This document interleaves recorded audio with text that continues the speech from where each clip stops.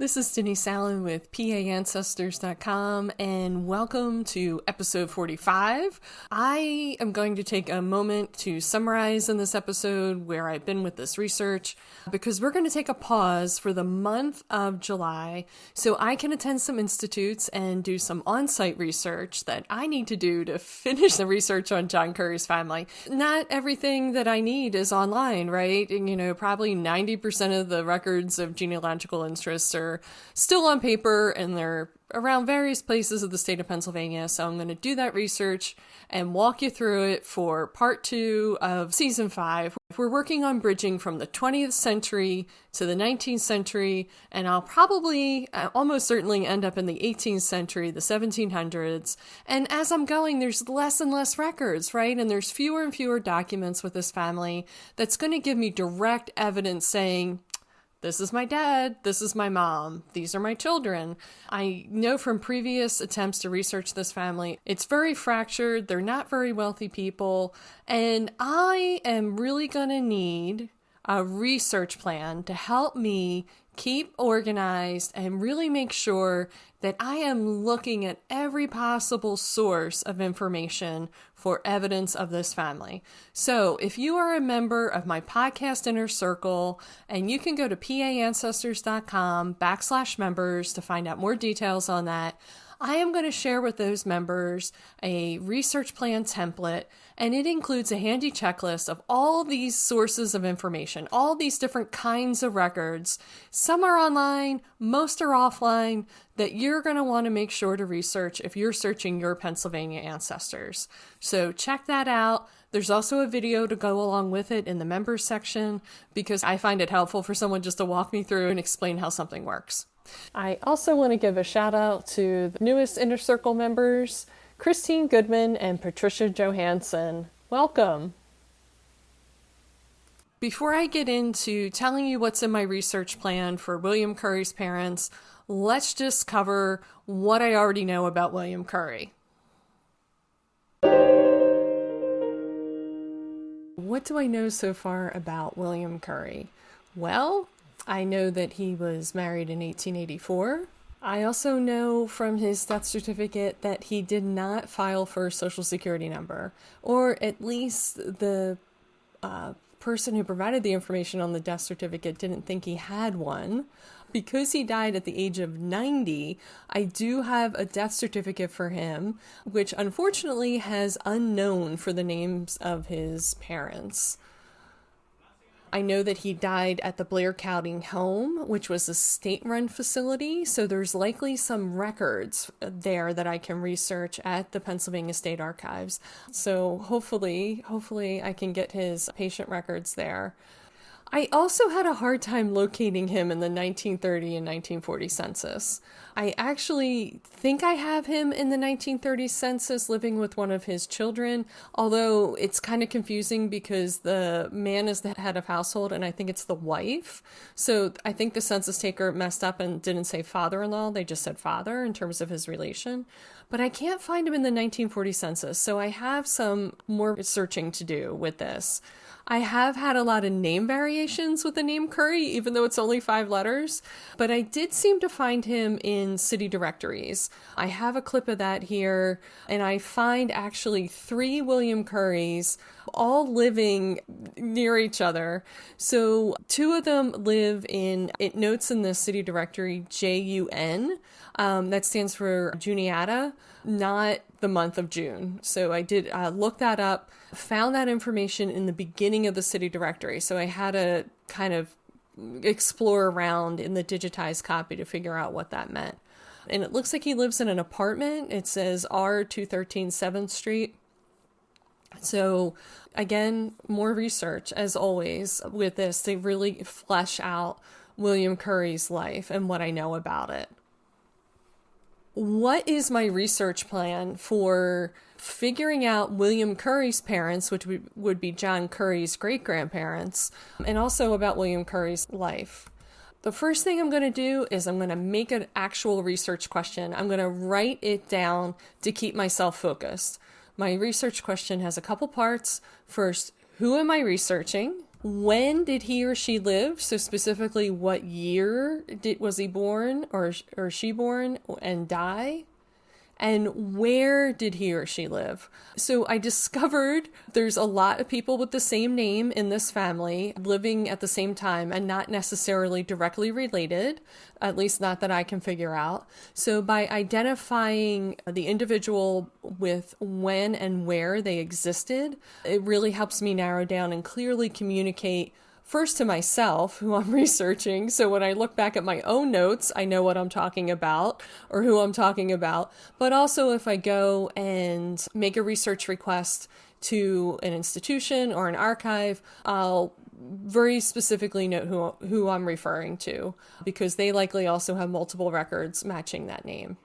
So in my research question, I also want to know specifically what I want to know about him or her.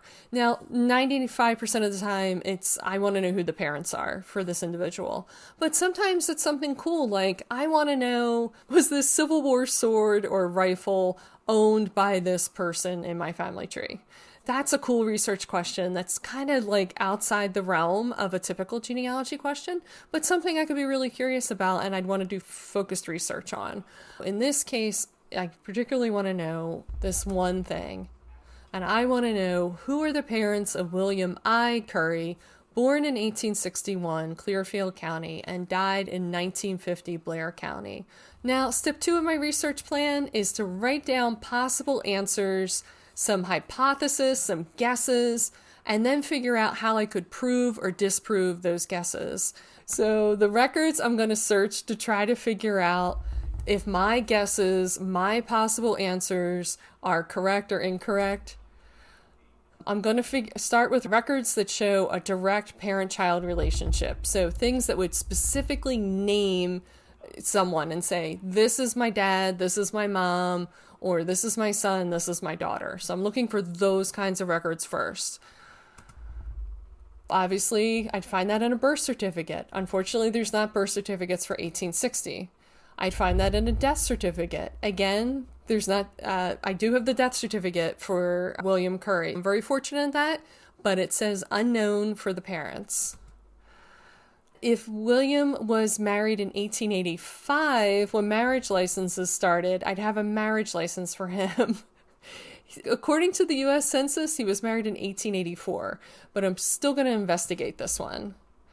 Obviously, the census. We can make a lot of assumptions in the earlier censuses about relationships, but in later censuses, it explicitly states what the relationship is between the individuals in the household. Now, if William I. Curry's parents had a will or there was an intestate filing through the orphans court, it would specifically name the children, right? Because that was a way to make sure some stranger didn't come in and say, hey, that's my dad or that's my mom, and I am owed a part of this estate. So people very explicitly named children in these probate records. So I'm going to be looking for those. And land deeds, same thing. People often noted their relationship to someone else in a land deed. If William Curry applied for a Social Security number when Social Security program started, that's a form SS-5 from the federal government, and they have copies of those that we can access as genealogists. Even though his death certificate says there isn't one, I'm going to take a look anyway because he would have said when he applied who his parents were. Also noted on his William's death certificate is that he did not serve in the military. If it did, it would list who his parents are as a way to identify him from other William Currys. Now, what else could I use that wouldn't be necessarily a government record? Well, a lot of people could have researched this family before, and there could be a previous published genealogy. Now, I'm not referring to online genealogies like on Ancestry, Family Search, MyHeritage. I'm referring to things that were done maybe in the 1980s, the 1960s, some other decade, and are sitting in a shelf at a genealogical society or historical society. I want to try to find those because maybe somebody researched and has some information here, and maybe it's sourced and will help me out. I also want to look for those digitized county biographies. So I talked about these in a previous episode, and you know, this family isn't necessarily famous or rich, but maybe someone in the family is. And maybe they're mentioned in one of these biographies. So this is easy enough to search. All I have to do is put his name in, and the OCR is going to search it. I don't have to try to turn every single page. Same thing with the newspaper. I can use the benefits of digitization to help me quickly search these and look for some evidence of William Curry. Now, religious records, and I put religious, not just church, because there was a lot of different kinds of groups that formed around different faiths in Pennsylvania. It was a pretty vibrant state in the 1800s. So William I. Curry and his family could have been part of a kind of a more typical or regular church that we know about, but he could have been a part of some other organization, maybe something that we would call a commune. So I don't know, there's all kinds of adventures. So I'm going to keep an open mind and look around for where this family lives for the closest sort of religious institutions and see if I can find a baptism record or a marriage record for him or his siblings, of course. Where William is buried, it's Grays Cemetery in Stormstown in Center County. And I'm going to look to see who else is buried near him. He doesn't appear to have a headstone, so hopefully the church has some sort of burial record for him, or at least I'll find some family members in there. Again, institutional records. He was in the Blair County home, so hopefully I can find him there. And court cases, civil or criminal. Well, hopefully he committed a crime or was taken to court, and I know that sounds terrible, but that would be proof for me of more details about his life and maybe give me some clues to who his parents are. That's it for this episode, and just a reminder, if you would like a copy of the research plan, check out the link in the show notes to access the members area, or go to paancestors.com/members. In the month of July, while I am taking a break from releasing new episodes, you are going to get a bunch of highlights of some of my favorite parts of the beginning of the podcast, things that'll help you research in archives and libraries this summer. Things are opening up as the summer goes on, and hopefully you can get out and research, or at least make a research request by mail or email so you can discover your Pennsylvania ancestors as I discover mine.